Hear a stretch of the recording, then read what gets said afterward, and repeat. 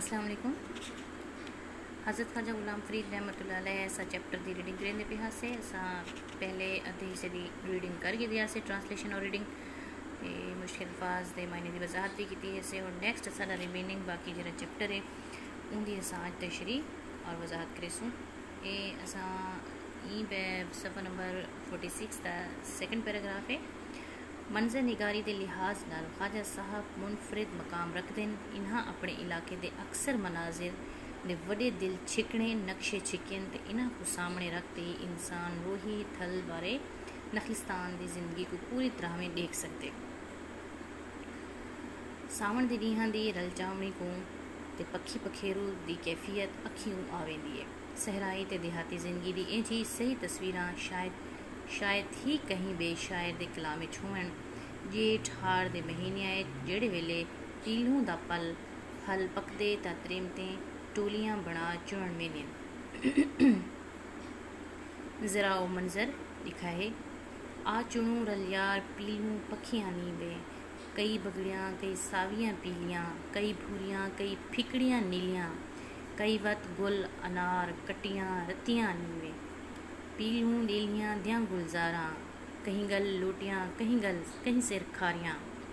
कई ला बैठियाँ बार भर भर पछियाँ नीवे। और ये पैराग्राफ के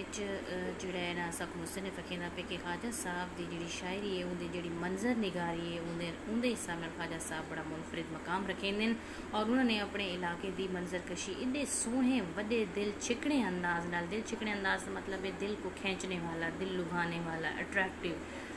तो इतनी अंदाज नाल ख्वाजा साहब ने नक्शे छिके नक्शे खींचे हैं कि उन्होंने सामने रखते इंसान के अगों जिवें रोही थल नखलिस्तान की पूरी जिंदगी सामने आवेंदी है कि किवें रोही के अंदर लाइफ है लोग किवें घर पढ़ेंदे किवें लाइफ गुजरेंदे किवें उत्थां उन्हां दा रहन सहन तौर तरीका है। ये ख्वाजा साहब ने अपनी शायरी के अंदर सारे मंजर जोड़े इतने खूबसूरत अंदाज नाल बयान किए कि एक इंसान जोड़ा है वो पूरी दी पूरी एक तस्वीर रोही दी इंसान के अखीं दे अगों आवेंदी जेह्ड़े ख्वाजा साहब की शायरी को पढ़ते हैं। तो ख्वाजा साहब ने सावन के डीहां की रलचावनी को ते पखी पखेरू की कैफियत को भी अखी जगों आवेंदी है कि ख्वाजा साहब ने किवें सावन के महीने का खूबसूरत जोड़ा है ना वो भी मंजर कशी की है। और उन्होंने एक मशहूर काफ़ी भी है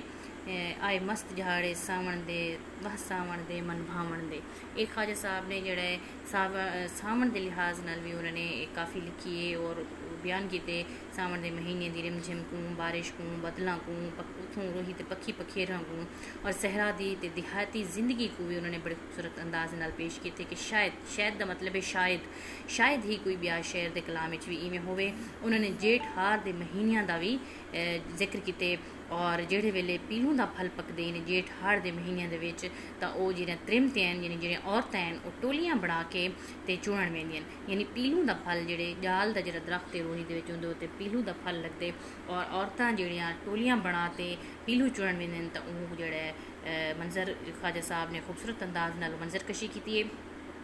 अपनी इं काफ़ी दे अंदर आ चुनू रल यार पीलू पक्किया नीवे कि आओ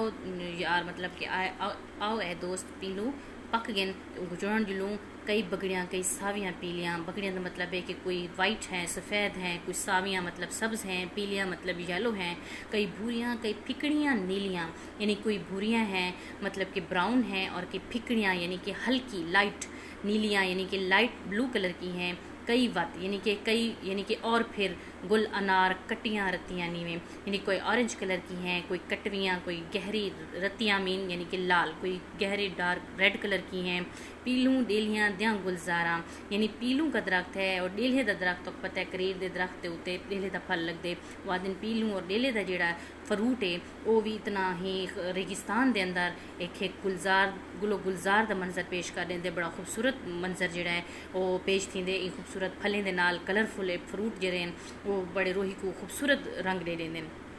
कहीं गल लोटियाँ कहीं सिर खारियाँ यानी कि जो औरतें जो त्रेमतें जड़ियाँ वो पीलू चुहन वेंदियां डेले चुहन वेंदियां वो कहीं ने अपने गल विच यानी गले में लोटियाँ डाली हुई हैं यानी कि तीलियों से बनी हुई बरीक तीलियों के नाल बनी हुई टोकरियाँ होंदियां वो गले च डालते तो पीलू जड़ियाँ चुन के उनके पैन सटेंदे भी हैं। जैसे कि लोग औरतें फालसे चुनती हैं कपास चुनती हैं वो चुन के उन्होंने अपने पीछे कपड़ा बांधा होता है उसमें अंदर डालती जाती हैं। इसी तरीके से ਜਿਹੜਾ ये औरतें भी सेम ऐसे ही फल चुनती हैं। मतलब ये औरतां भी इवें ही अपने गल विच लोटियां बधिया होइयां होंदियां ने, सिर ते खारियां रखियां होइयां होंदियां ने, खारी भी टोकरी को कहते हैं, तो वो रखते के फ्रूट चुन चुन के उहदे विच पैंदे मेरियां। कई ला बैठियां बार भर भर पच्छियां नहीं वे, यानी कि कोई चुन रही हैं और कोई औरतें चुन चुन के टोकरियां भर के ला बैठी, यानी लगा के बैठी हुई हैं बार, यानी कि अंबार, यानी उन जेह्ड़े एह् फ्रूट न पीलूं ते डेलूं एह् चुन ते टोकरियां भर के अगू अंबार ला के बैठी थियां भर भर पच्छियां नहीं वे।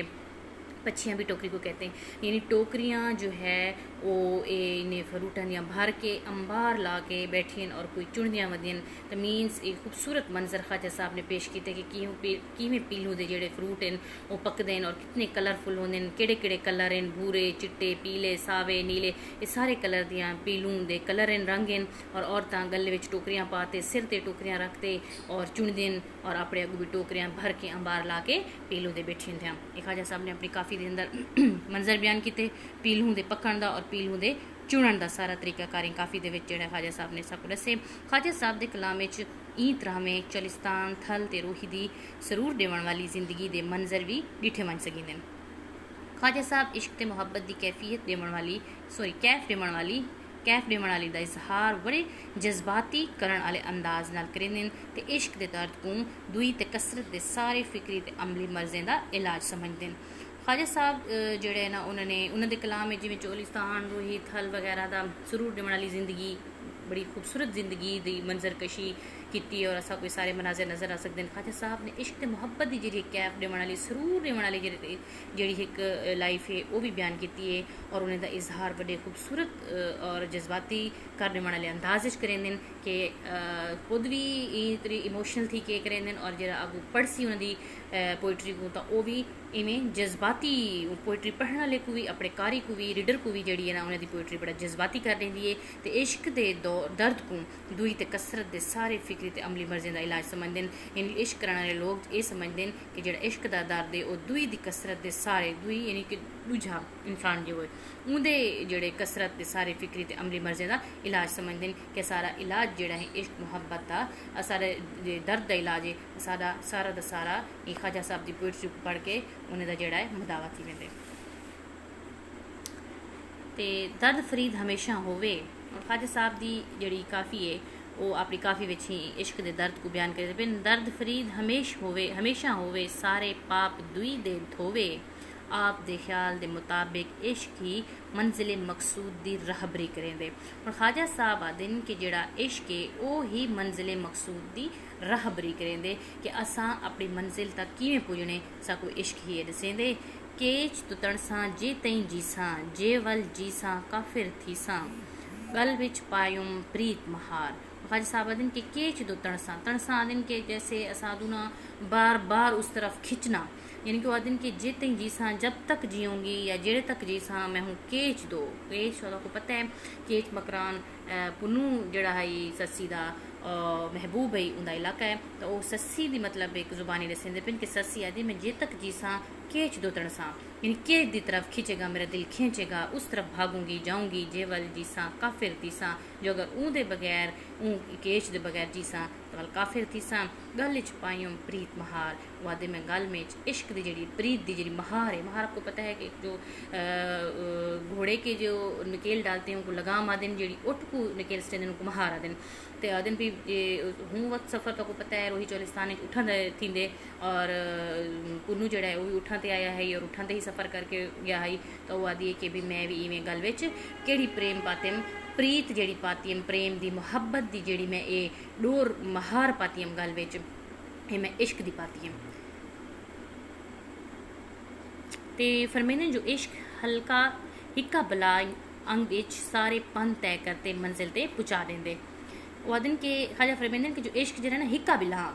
बिलांग यानी हिक्का एक बिलांग एक कदम को कहते हैं फरलांग को कहते हैं हिक्का बिलांग एक कदम विच सारे पंथ तय करते मंजिल ते पहुँचा दें। यानी इश्क वो जड़ी है ऐसी तेज़ रफ्तार एक किस्म की सवारी आख सकते वे इश्क को कि जेड़ा इंसान को एक कदम में अपनी मंजिल ते पहुँचा देंदे। थल मारू दा पेंडा सारा थीसिम हिक बिलांग थल तो आपको पता है रोही चोलिस्तान थल मारू दा पेंडा सफ़र पेंडा सफ़र को आखदे सारा सारा यानी जेड़ा ए थल दा रोही चोलिस्तान दा सफ़र है ये मेरे किते तो सिर्फ और सिर्फ थी से मतलब होगा हिक बिलहांग यानी एक कदम। वो आखदे मेरे वास्ते ये सारा थल मारू दा पेंडा जेड़ा है हिक बिलहांग थी से मेरे वास्ते तो जस्ट एक कदम है। हालांकि रोही इतनी वडी वसी है, रोही को दराकली डैन भी आखे ख्वाजा साहब ने बाज़ाते रोही को खूबसूरत जड़ा एक इलाका भी आखे ख्वाजा साहब ने मुख्तलिफ अंदाज रोही को वरते और आदिन के जड़ा है ना